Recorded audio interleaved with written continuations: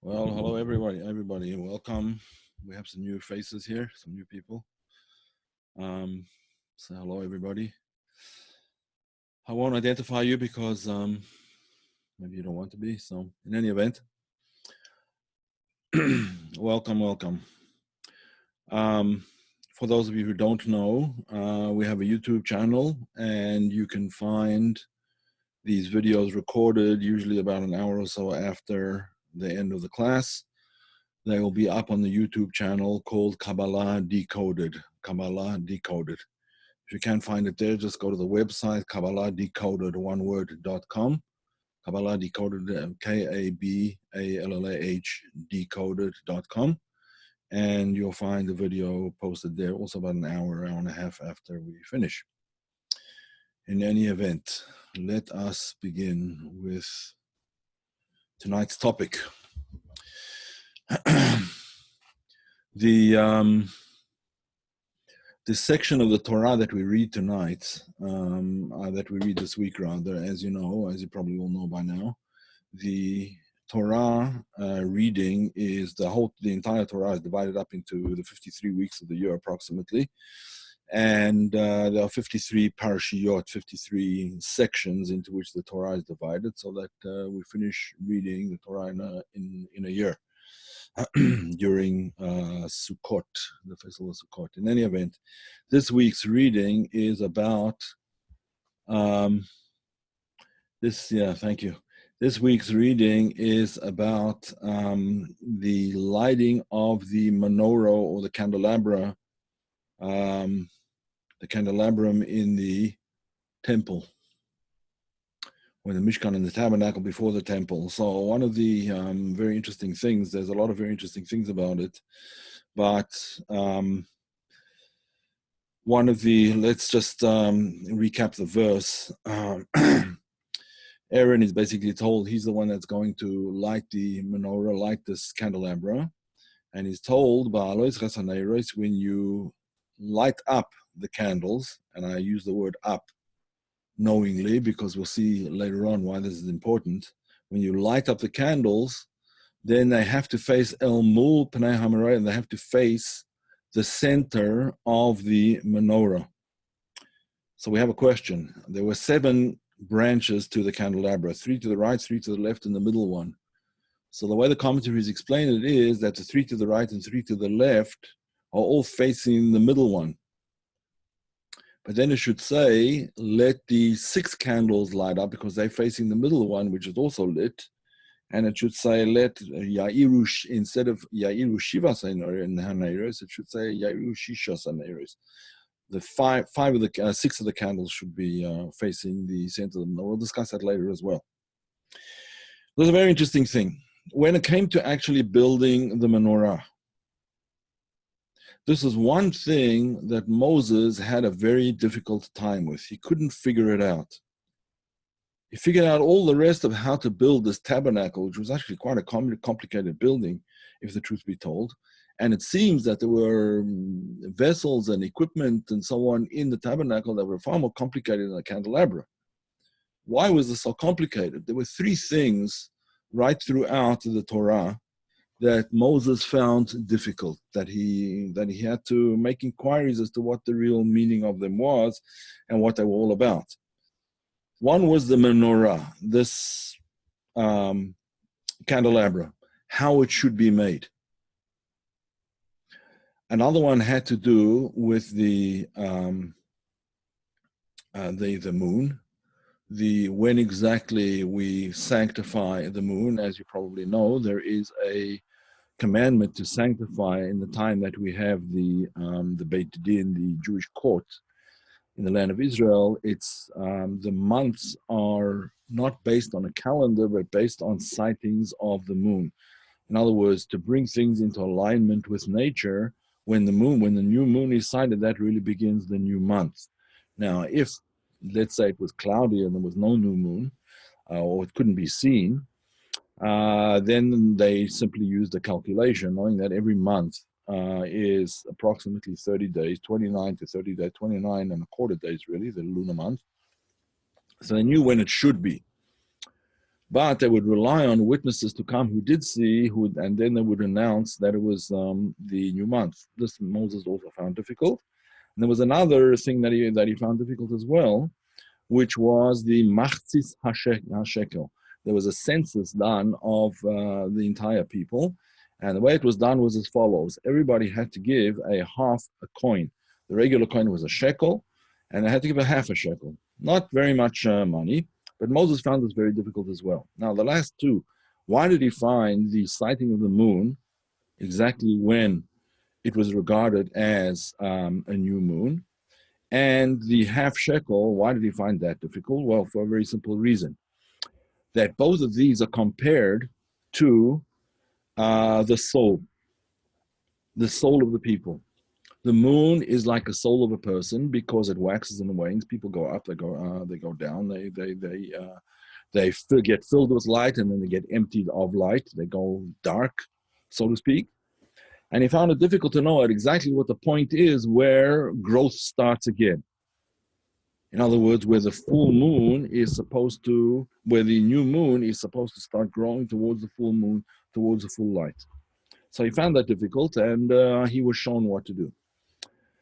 Also, with a half shekel, since this half shekel was actually an atonement for the sin of the golden calf, Moses found it difficult to understand how such a small and insignificant coin could actually provide the atonement. And he was shown that the half shekel contained a message, and that message was that if people realize that they're only a half, and the other half belongs to the Almighty, belongs to God, and in order to be able to achieve atonement, you have to join the two halves together. That would be the message, and that Moses found difficult until it was sort of explained to him, and then he understood. But what was difficult about the menorah? Well, it really has to do with the same thing. It also has to do with the soul and the greatness of the loftiness of the soul. Now, let me explain. All of the tabernacle had to do with the structure of, or let's put it this way, the descent of spirituality into the world. The tabernacle that they built, the Mishkan, and later the Beit HaMikdash, later the temple. So the tabernacle in the desert and the temple that was later built in Jerusalem all mirrored the spiritual dimensions of all of the worlds. For those of you who are new to Kabbalah, who are new here, when we say worlds, we explain that there are various planes of reality. There's not just one plane of reality, the one that we see before our eyes. That's the lowest plane of reality. In fact, it's the lowest part of the lowest plane of reality. That's called the physical counterpart of the world of Asiyah, the lowest world. Above that is the world of Yetzirah. Beyond that is the world of Beria. Beyond that is the world of Atzilut. And beyond even that is the world of Adam Kanmon, sort of a meta world. Okay, I'm not going to go into that now because that's not the purpose here. But the structure of the temple and the tabernacle that preceded it was structured according to these various spiritual levels.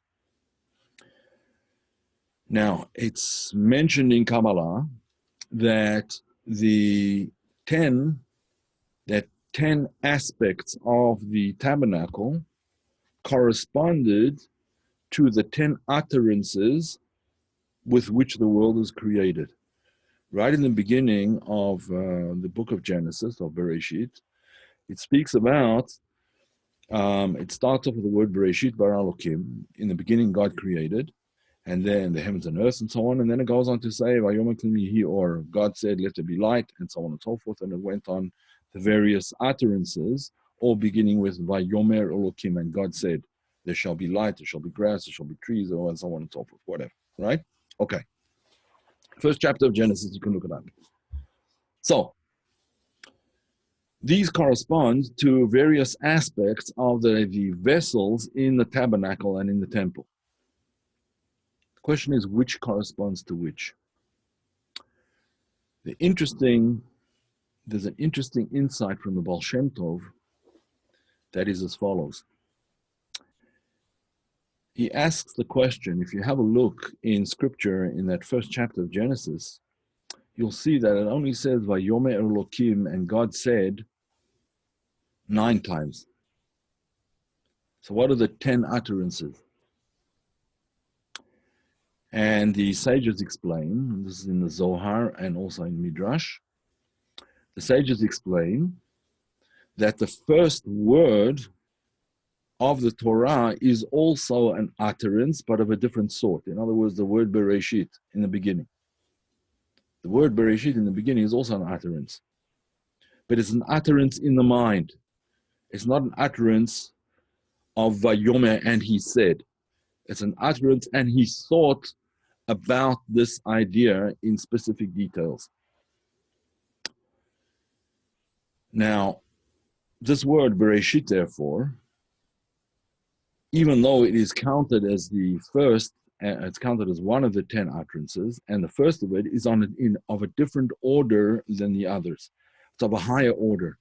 It's speaking in the mind rather than speaking through the mouth, so to speak. And when Moses found difficulty in understanding how the menorah was supposed to work and what it was supposed to represent, he understood from his difficulty that therefore the menorah, the candelabrum, must correspond to that word Bereshit in the beginning. Why? Because since that is, it's called a Maimer Satum, a hidden statement, rather than the other 9, which are revealed statements, because that's only in thought, not in speech. In speech means that it's revealed, and in thought means that it's not revealed. As soon as he knew that he couldn't understand how the menorah, the candelabrum, worked, he understood from that must correspond to that first of the 10 utterances, the one that cannot be understood because it's only in the divine mind rather than in divine speech. So therefore, he understood that the candelabrum is really the beginning of everything. Now, when it says in the beginning, that word in the beginning, Bereshit, the way our sages explain it is that there are 2 purposes. The word Bereshit, it can be divided up into 2 words, so to speak. The word Reshit, which means the beginning, and Bet, 2 beginnings. In other words, there are 2 purposes. There are 2 purposes. One purpose is the soul, and the other purpose is the divine teachings of the Torah. So the entire creation is created for 2 purposes: to manifest the soul and to manifest the divinity that there is within the Torah, to manifest the divinity of the soul and to manifest the divinity of the Torah. Both of them are contained in the word Bereshit, and both of these ideas are encapsulated in the candelabrum, because the candelabrum represents that word Bereshit. Therefore, Moses understood something of vital importance, that the purpose of creation, the manifestation for the soul to be manifested in the body, and for the divine law and wisdom to be manifested through the soul, because that's the way it becomes manifested through the soul. He understood that the menorah, the candelabrum, represented these 2 things. Am I clear so far, or was anyone lost? I can recap. Just write in the text box over there if it's not clear, or if there's any question. So far, so good. Okay, I don't see anyone typing a message, so either there's no one here, everyone went to sleep already, or thanks, yeah. Okay, good. Okay, thanks. Okay, thank you, everybody. Good. All right, good. So Now Moses understood something, that this instrument, this candelabrum that there was um, in the tabernacle and later in the temple, contained the secret to all of creation. The secret to creation is not how it was created. The secret to creation is why it was created.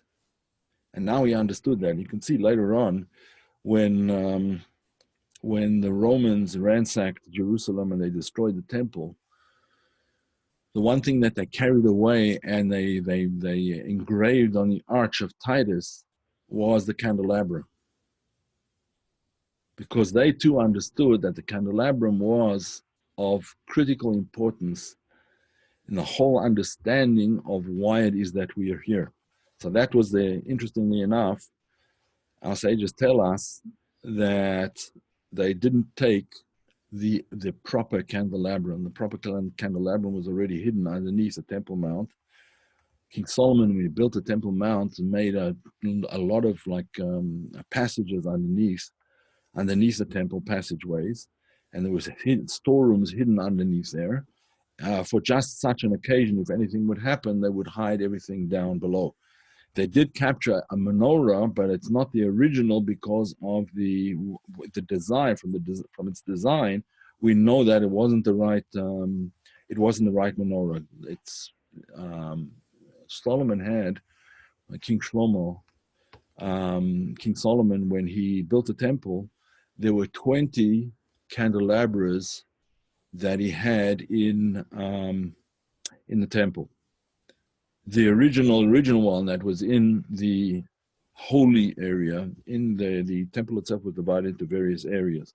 One was sort of the courtyard, and then you got into the area that was called the holy area.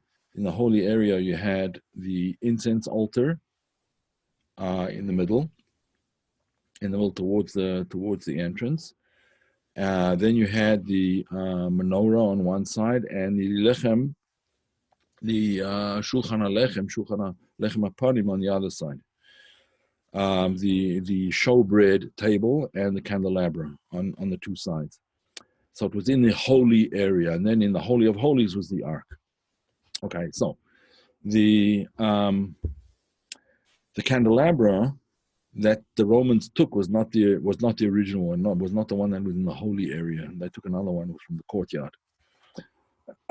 In any event, one of the descriptions, one of the verses in at the beginning of this week's reading, was that there was a sort of there were 3 steps that Aaron had to go up 3 steps in order to light the candelabra. Now, you might think that the candelabra might have been, there was like a sort of a platform with three steps that he had to get and stand on top of in order to light the candelabra. Now, from this, you would think that the candelabra was actually quite high. Well, it wasn't. It wasn't such a big instrument, and Aaron wasn't that short either. So why then was there a platform 3 steps up, and then only would he be able to light the menorah? Why couldn't he just use a long candle if he was that short, right? Use a long candle to light the candles up there. Why not? The answer is, well, actually, there are 2 ways of resolving this issue. One thing was that if the high priest lit them at what didn't have to be lit by him, it could be lit by anybody. That's the truth. It didn't even have to be a priest who lit it. Anybody could light it. But if he lit it, so he was walking around, and he had this band on his head, which was called the tzitz, with one of the holy names of God engraved on it. And he was not allowed to lift his hands higher than his head, higher than the tzitz, higher than this band around his head. So therefore, he would have to be above the menorah in order to light, in order not to lift his hands above his head. That was the simple, straightforward answer. But the other answer that's given, the sort of more insightful answer, in many ways, is that in order to be able to light up a soul properly, because again, the candelabra represents the soul, the light, because the soul is called Ner Hashem Nishmat Adam. God's candle is man's soul.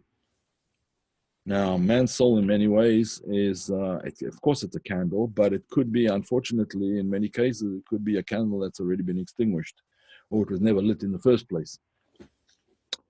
Problem: yes, souls have to be lit up. Who does the lighting? Someone who understands the potential loftiness of the soul to the extent that he has to go up in order to light it.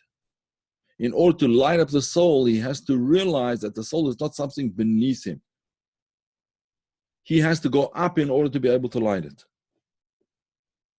He has to raise himself up a few steps in order to light somebody else's soul on fire, so to speak, to make it become in itself a source of light. So that in truth, the soul of the person will in fact be God's candle, will light up the world. Yeah, Shelley, I'll get to that in a minute. All right, I might as well do it now. Shelley is asking the question, why was he not allowed to raise his hands above his head? For the very simple reason that the sanctity of this band that he had around his head had to be the highest thing on his body. It was like sort of protruded above his head, right? Like the band that sort of protruded above like that. And putting the hands represents various emotional qualities. The right hand is chesed, the left hand is gvura, right? Kindness and severity. So those are not allowed to be higher than the divine name.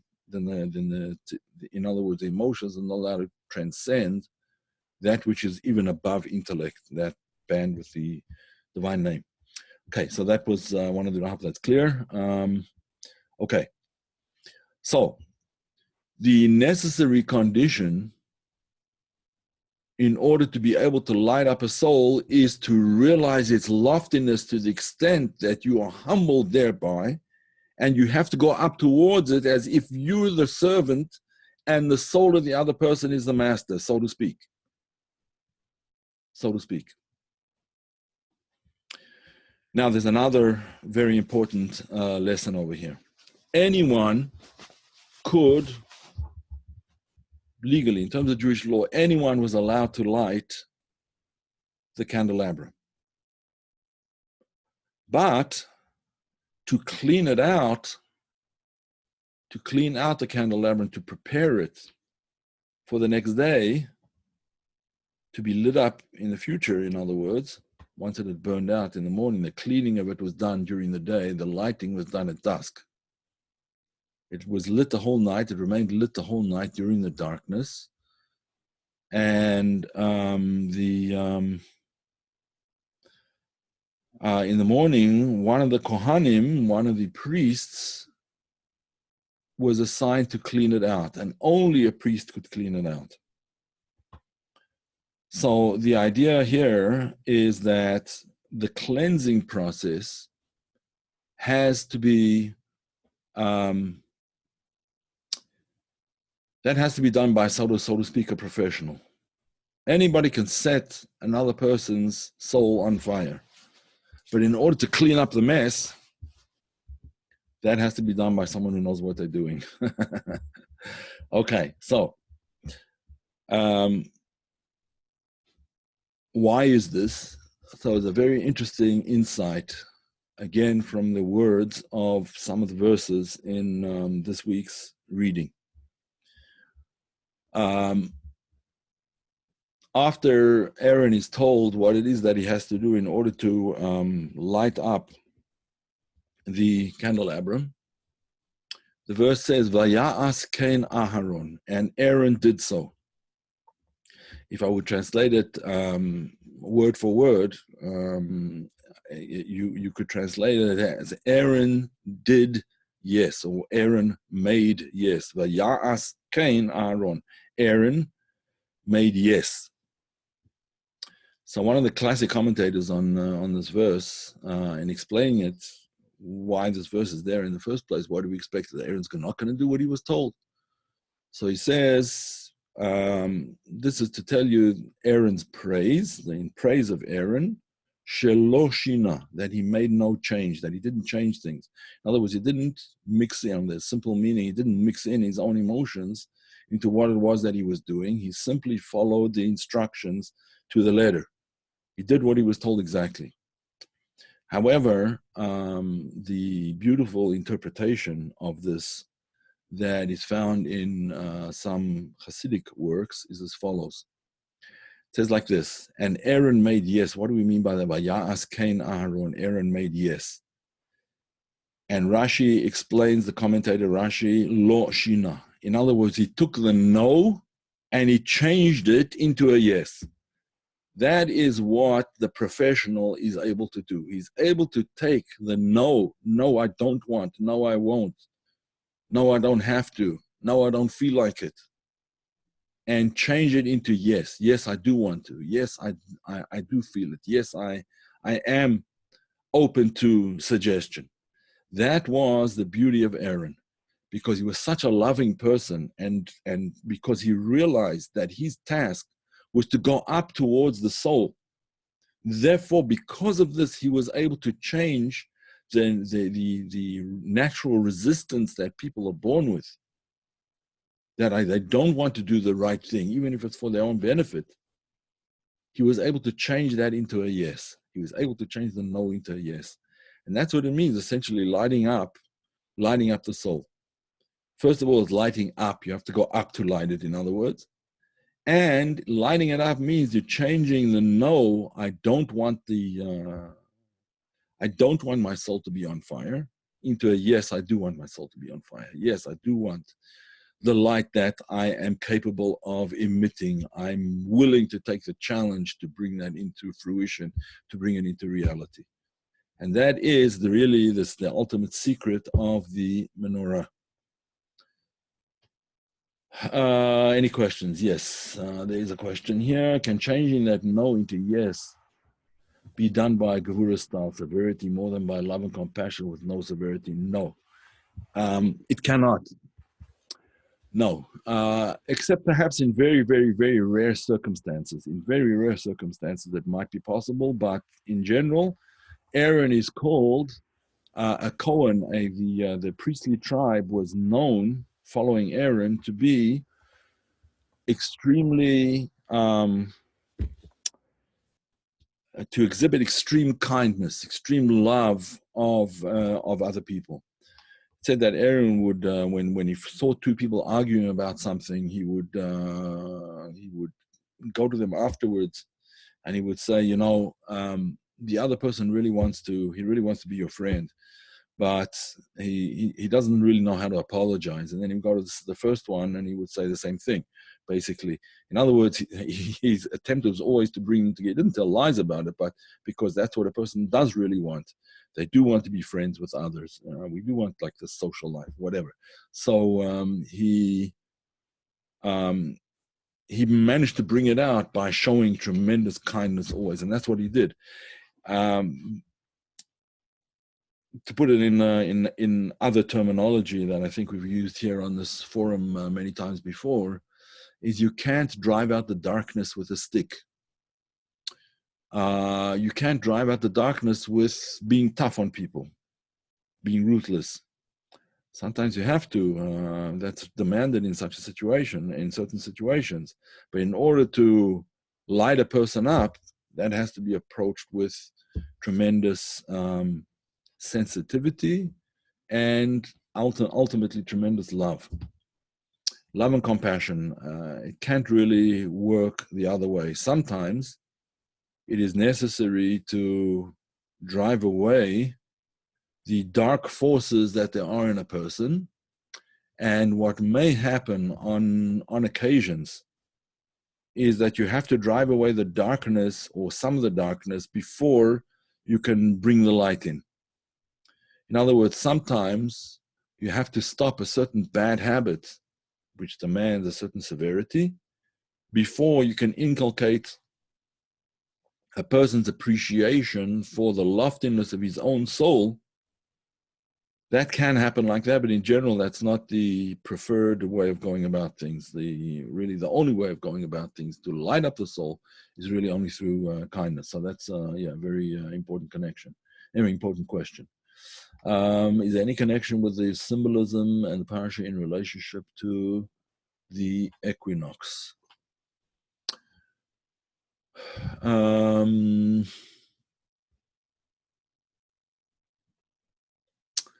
Not in this parasha. The equinox, the equinox is it's mostly spoken about in the section called Bo, Parashat Bo, right? When speaking about the Exodus from Egypt, that's the whole time that the section that talks about the new moon and so on. But interestingly enough, it said that when Solomon built the temple in Jerusalem, when he built the first temple, when King Solomon Shlomo built the first temple in Jerusalem, then the moon was full. Now, what does that mean? That the moon was full? Isn't the moon full every month? In the middle of the month? In the middle of the Hebrew month. The Hebrew month starts off with a new moon, and then it goes to the full moon in the middle of the month, the 15th of the month. So when we say that the moon was full, it means that the analogy to the moon was full, right? The soul reflected all the light that it could from its source of light, in other words, from the sun, to the extent that it says in the Zohar that the moon became its own luminary. Originally, it was also a luminary. When God created the sun and the moon, originally the moon was also a luminary. It was also a source of light. But for various reasons, the moon was diminished, as is explained in Kabbalah and in Eitz Chaim and various other places, and in the Zohar. The moon was diminished, and now it only receives light. But when the temple was built in Jerusalem, the moon also, not only did it reflect all the light of the sun, but it became in itself a source of light. And what does that mean? That means that the soul, not only did it reflect God's light, but it became a source of new light and inspiration in the world that had never before been manifested. So that was although it's not exactly the idea of the equinox, but nevertheless, that's sort of the connection. It's amazing that Aaron is not a shepherd of peace. Instead, he represents Hod. Please explain.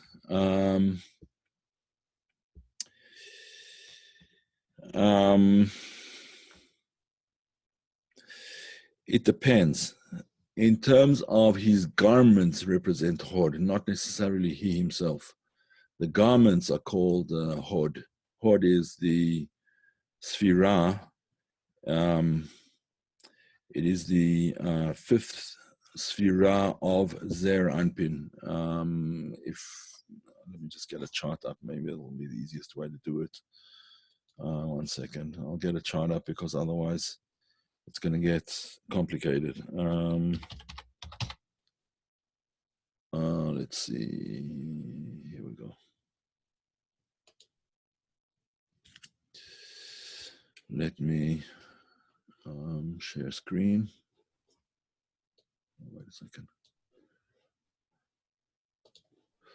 All right, I have to share a screen. Yeah. Okay, there we go. Okay. As you can see, here is a chart of the Sfirot. So what Yael is asking is as follows: why is Aaron associated with this particular Sfira over here with Hod? Here with this Sfira of Hod. Yes? The truth is that it's not Aaron that's associated with that. That is his clothing, the clothing of the Kohen Gadol that is associated with Hod. He himself is associated with Chesed. He is actually the Sfira of Chesed. He and along with Abraham. represents chesed, and his clothing, his function, his task was to a certain extent the concept of hod. Also, in terms of prophecy, Moses was Netzach, and Aaron was hod. So that's also perhaps what you read over there. But in addition, there was another aspect of this that that his clothing is also called lechavod ulotiferet. So he reflected that as well. He reflected the concept of tiferet as well. But in any event, none of these things are necessarily a contradiction one to another. It just depends on what aspect we are talking about, what particular aspect. When we're talking about the seven shepherds, then you're right. Then Abraham is Chesed, Yitzchak, Isaac is Gevurah, Yaakov, Jacob is Tiferes, and so it goes, and Moses will be Netzach and Hod, and then David is Malchut. I think Shlomo is Yesod, maybe, I don't remember. But in any event, hope that answers the question, doesn't confuse you. But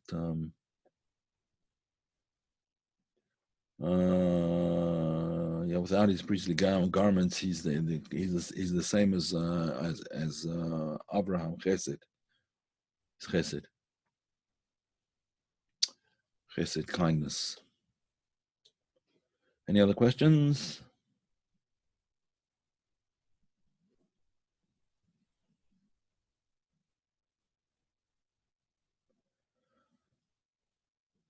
Ah, Yosef, that's right. Yeah. Thank you. So is Joseph, for sure. Of course.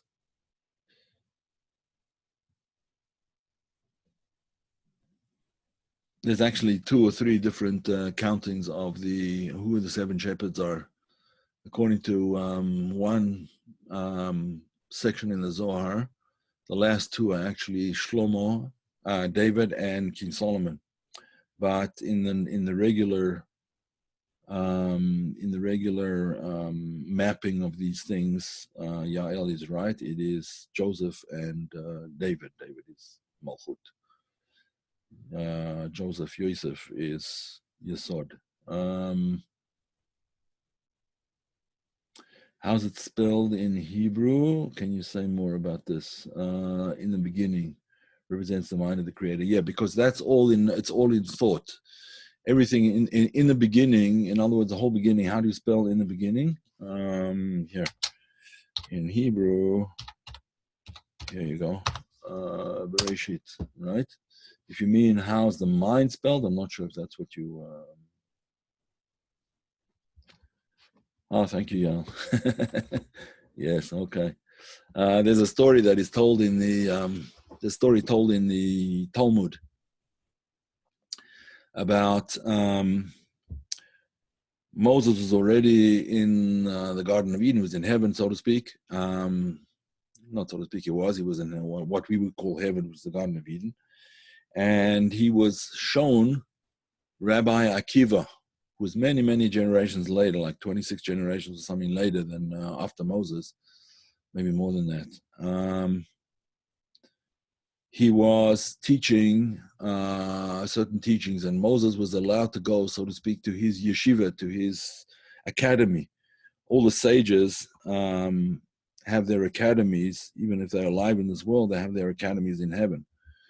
In other words, a heavenly correspondence to what's going on down here. So Moses went into Rabbi Akiva's academy, and he saw him teaching.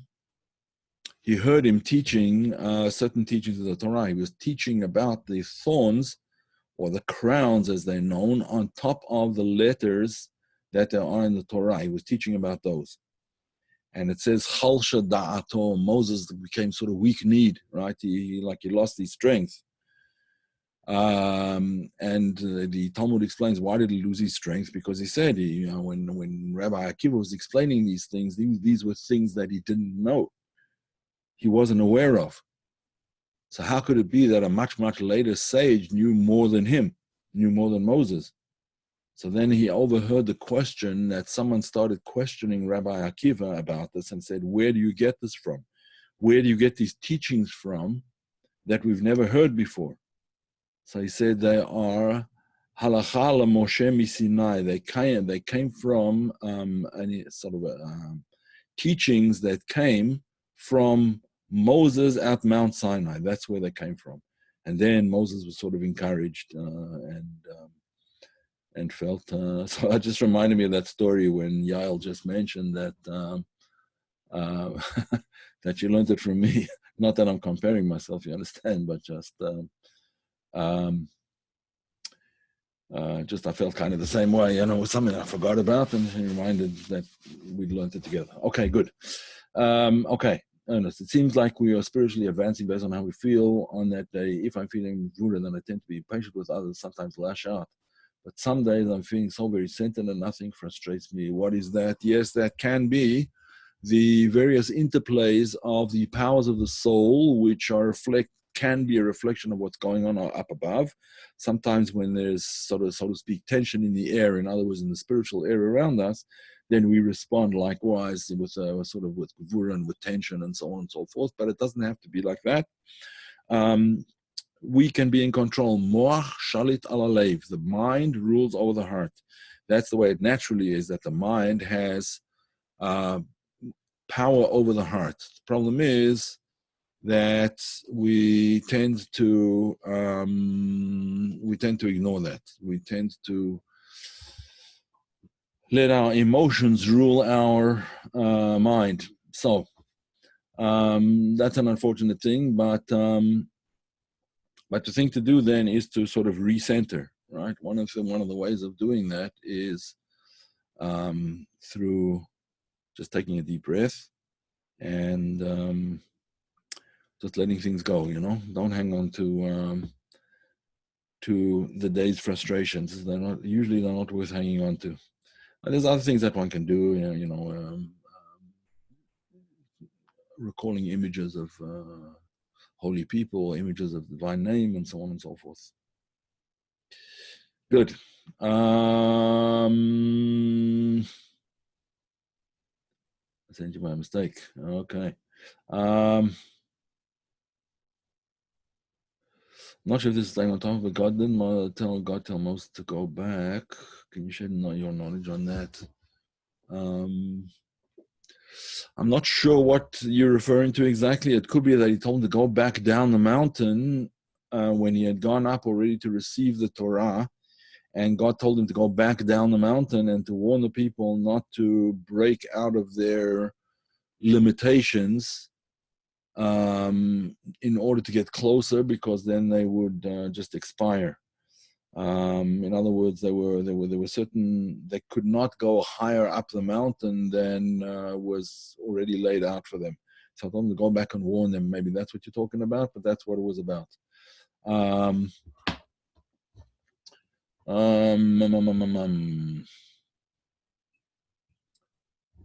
Wow, Yael, you remember everything. Wow, that's amazing. I certainly don't, but Alan, I'm not sure if that answers your question. Ellen, if it doesn't, get back to me privately. Anyone can contact me privately, by the way, KabbalahDecoded@gmail.com. Again, one word, Kabbalah, with an H on the end, KabbalahDecoded@gmail.com. And if you have questions or whatever it is, if there are questions that you can't find the answers to, look for the answer yourself first. If you can't find the answers, then you can, certainly ask. I'm always willing to help. Also do consultations and so on and so forth, whatever. Here's the @gmail.com. KabbalahDecoded@gmail.com. Or you could just send an email to the email that I use to send out the links. So whatever. Okay, thanks everybody. Oh, when he went to Rabbi Akiva. Uh-huh. I don't know. I'd have to look that up. I'm not sure. Right, there's another question over here. Whoa, seems to be running away from me.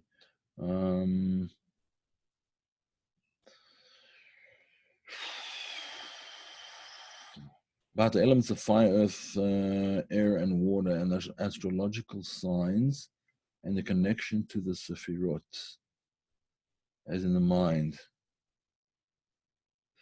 Thought, judgment, etc., heart, feeling, water. You know what? The best thing to do is to do a class on it. It's a little bit too long to answer right now.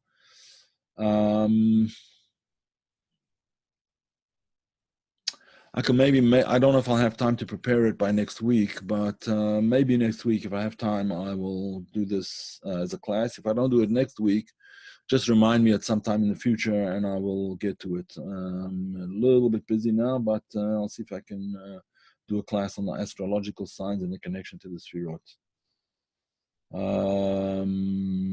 Okay. A lot of questions today, and I keep on skipping over them. Is that okay, Terry? I hope that's good for you. All right. Kabbalah@gmail.com. Yeah, that's it. Yeah. Okay. Okay, folks. All right. You're very welcome. Shabbat shalom, everybody, and have a great week. All right, we'll call it a day. If anyone wants this class, it'll be up again on our YouTube channel in an hour or so. Good night.